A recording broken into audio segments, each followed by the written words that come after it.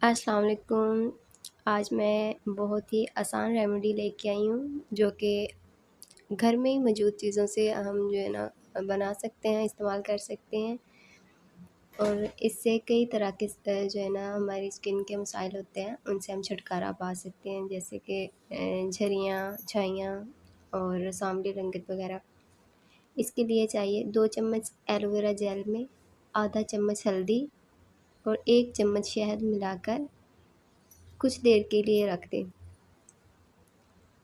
फिर अपने चेहरे और गर्दन पर 15 मिनट के लिए लगाएं। ठंडे पानी से धोकर टॉवल से साफ़ कर लें।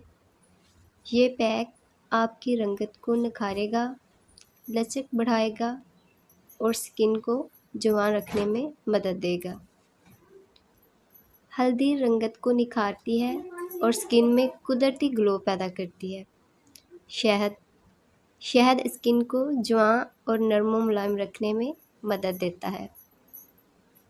एलोवेरा एलोवेरा जेल स्किन को मॉइस्चराइज करता है और धूप से झलसी हुई जल्द के लिए बहुत मुफीद है। उम्मीद करती हूँ आपको ये वीडियो पसंद आई होगी। वीडियो को लाइक कर दें और अगर आप मेरे चैनल पे नए हैं चैनल को सब्सक्राइब कर दें और बेल नोटिफिकेशन ऑन कर दें। मिलती हैं इंशाल्लाह नेक्स्ट वीडियो में। अल्लाह हाफिज़।